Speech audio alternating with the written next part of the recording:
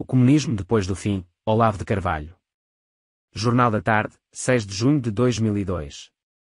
Imagine que, fim da Segunda Guerra Mundial, morto o Führer nas profundezas do seu bunker, restaurada a democracia na Alemanha, um consenso tácito universal decidisse que os crimes de guerra nazistas não deveriam ser investigados nem punidos, que o partido nazista continuaria na legalidade sob denominações diversas, que uma boa parte dos campos de concentração deveria continuar funcionando ao menos discretamente, que ninguém na Gestapo ou nas SS seria demitido ou interrogado e que alguns bons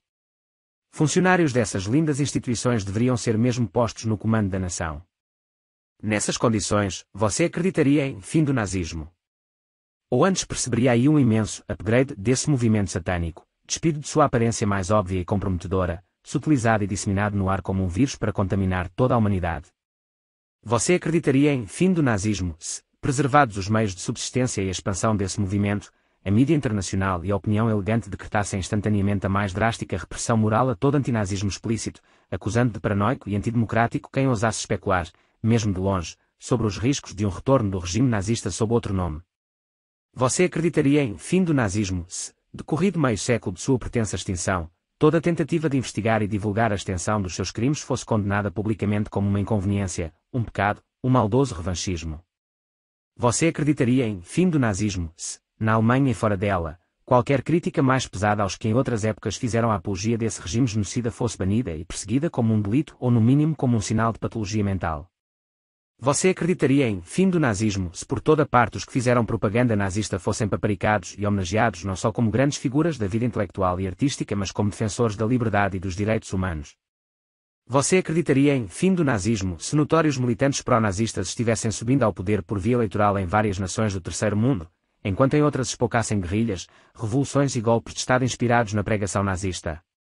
Você acreditaria em fim do nazismo se as nações que supostamente o venceram estivessem cercadas por uma campanha de ódio internacional apoiada por partidos e organizações nazistas?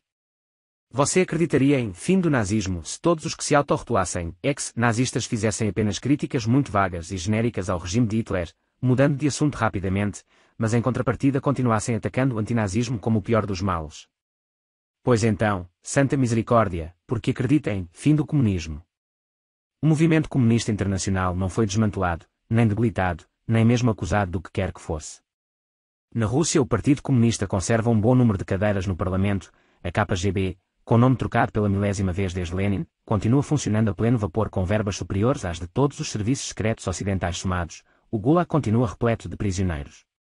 Na China, no Vietnã, na Coreia do Norte e em Cuba 1,4 bilhão de pessoas vivem ainda sob o Estado policial comunista que, a cada nova promessa de liberalização feita para seduzir investidores estrangeiros, mais aperta as engrenagens da repressão e estrangula qualquer veleidade de oposição organizada. Na América Latina e na África, novos regimes comunistas ou pró-comunistas surgem, diante dos olhos complacentes da mídia internacional, desmantelam pela violência ou pela chicana todas as oposições, demolem as garantias de liberdade individual e o direito de propriedade e fomentam guerrilhas e revoluções nos países vizinhos, com o apoio das redes de tráfico de entorpecentes montadas pela KGB e pela espionagem chinesa desde os anos 60, hoje crescidas ao ponto de controlar a economia de países inteiros. Nas nações capitalistas supostamente triunfantes, slogans, valores e critérios da revolução cultural marxista dos anos 60 se impõem oficialmente nas escolas e nos lares como um dogmatismo inquestionável, ao mesmo tempo que um lobby comunista de dimensões tricontinentais controla rigidamente o fluxo do noticiário nos principais jornais e canais de TV. E nas universidades a ortodoxia marxista consegue calar pela intimidação e pela chantagem as poucas vozes discordantes. Como, em sã consciência, alguém que saiba dessas coisas pode afirmar que o comunismo acabou ou que ele não representa mais perigo algum?